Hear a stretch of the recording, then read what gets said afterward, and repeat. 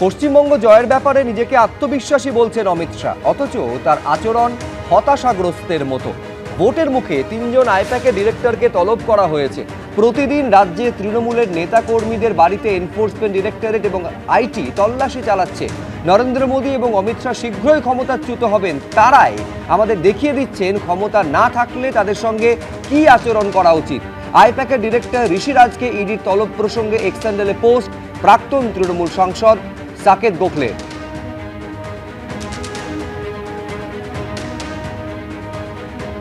আইপ্যাকের নাম জড়িয়ে গেছে হচ্ছে মানি লন্ডারিং এ, অর্থাৎ কয়লা পাচারের টাকা আইপ্যাকের মাধ্যমে সেটাকে চ্যানেলাইজড করা হয়েছে অন্য জায়গায়।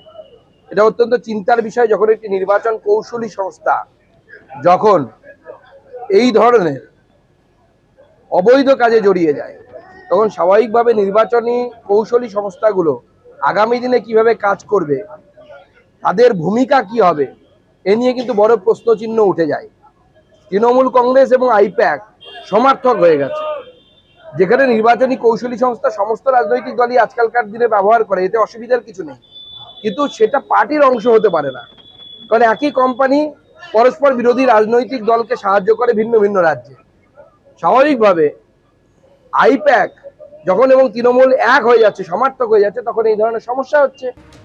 ভোটের সময় গন্ডগোল পাকাতে পারে বলে 800 জন তৃণমূল নেতাকর্মীকে চিহ্নিত করেছে জাতীয় নির্বাচন কমিশন। এই অভিযোগ তুলে হাইকোর্টে মামলা দায়ের। পুলিশের মাধ্যমে তৃণমূলের এই 800 জন নেতাকর্মীকে চিহ্নিত করা হয়েছে বলে মামলাকারীর দাবি। এই নেতাকর্মীদের গ্রেফতারির আশঙ্কায় হাইকোর্টে মামলা। আদালতের হস্তক্ষেপ চেয়ে হাইকোর্টের সওয়াল তৃণমূলের সাংসদ এবং আইনজীবী কল্যাণ বন্দ্যোপাধ্যায়ের। এই নেতাদের তালিকায় রয়েছেন তৃণমূলের সাংসদ, বিধায়ক, কাউন্সিলররা। এমনকি তালিকায় জেলা পরিষদ ও পঞ্চায়েত সমিতির সদস্য সহ বিভিন্ন তৃণমূলের নেতা রয়েছেন বলে মামলাকারীর দাবি।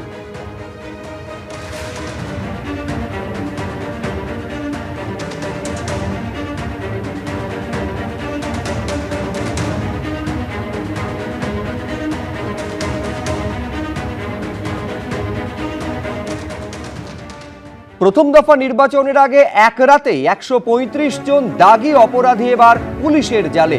প্রথম দফা ভোটের আগে 4টে জেলা থেকে 135 জনকে গ্রেফতার করা হয়েছে বলে খবর কমিশন সূত্রে।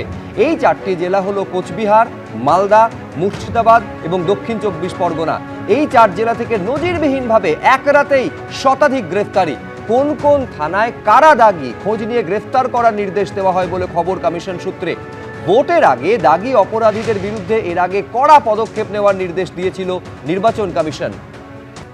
বেলডাঙ্গা মামলা এবার কলকাতা হাইকোর্টের ডিভিশন বেঞ্চে এনআইএ।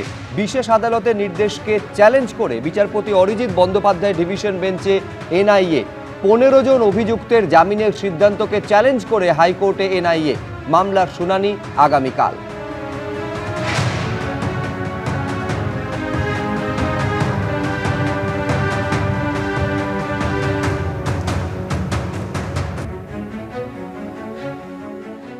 এবিপি আনন্দ, এগিয়ে থাকে, এগিয়ে রাখে।